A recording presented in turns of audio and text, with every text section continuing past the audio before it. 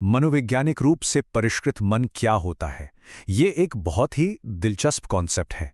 चलिए आज इसमें गहराई से उतरते हैं और इसे समझते हैं।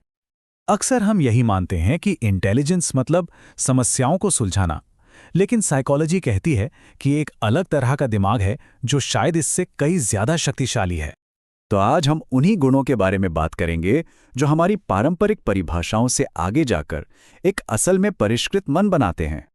चलिए शुरुआत करते हैं ये समझने से कि क्यों एक बहुत तेज दिमाग या हाई इंटेलिजेंस एक ताकत होने के साथ साथ एक बोझ भी बन सकती है। सुनने में तो ये बहुत बड़ा फायदा लगता है ना? लेकिन एक ज्यादा इंटेलिजेंट दिमाग असल में दुनिया को अलग तरह से प्रोसेस करता है और इसी वजह से उसके सामने कुछ अनोखी चुनौतियां आती हैं, जैसे अकेलापन या एनालिसिस पैरालिसिस। ये मुश्किलें कई तरह की हो सकती हैं, लगातार दिमागी थकान महसूस होने से लेकर दूसरों के साथ एक गहरे लेवल पर न जुड़ पाने की निराशा तक। तो इसका मतलब क्या हुआ?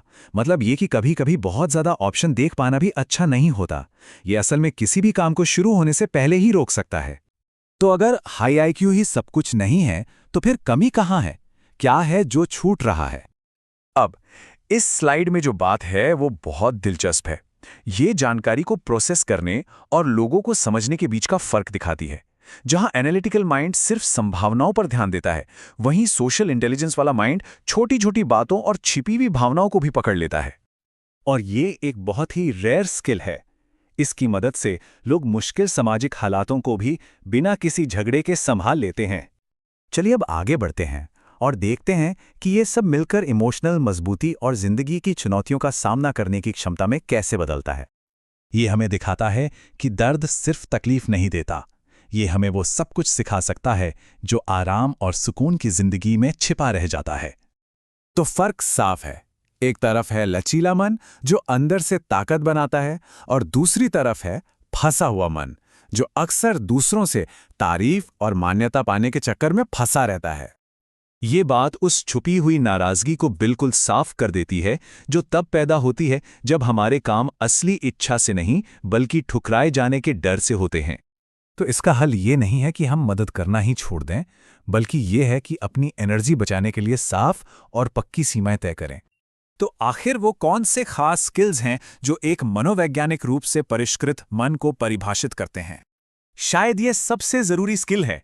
इसे ऐसे समझें कि ये महसूस करने और उस पर एक्शन लेने के बीच का एक छोटा सा गैप है, एक पॉज है। ये 3 स्टेप का प्रोसेस है जिससे कोई भी इमोशनल रिएक्शन देने के बजाय समझदारी से जवाब देना सीख सकता है। ये जो सिद्धांत है ये सिर्फ काम पर ही लागू नहीं होता, बल्कि हमारी दिमागी आदतों पर भी लागू होता है। हर दिन सिर्फ 1% बेहतर होना धीरे धीरे हमें महारत की ओर ले जाता है। ये स्किल्स शायद देखने में बहुत प्रभावशाली ना लगें, लेकिन असल में यही इमोशनल मैच्योरिटी और दिमागी ताकत की नींव हैं। तो चलिए अब इन सब बातों को जोड़कर इंटेलिजेंस की एक नई परिभाषा बनाते हैं कि असल में बुद्धिमान होने का मतलब क्या है। तो बदलाव ये है कि हम ज्ञान के एक फिक्स्ड पैमाने से हटकर जिंदगी को बेहतर तरीके से जीने के लिए जरूरी स्किल्स की तरफ बढ़ रहे हैं। तो आखिर में सबसे शक्तिशाली दिमाग वो नहीं है जिसके पास सबसे ज्यादा जानकारी है, बल्कि वो है जो खुद को सबसे अच्छे से संभाल सकता है। ये जो मेटाकॉग्निशन का अभ्यास है, यानी अपनी ही सोच के बारे में सोचना, ये सिर्फ एक प्रैक्टिस नहीं है। यही वो दरवाजा है जहां से एक वाकई परिष्कृत मन बनाने का सफर शुरू होता है।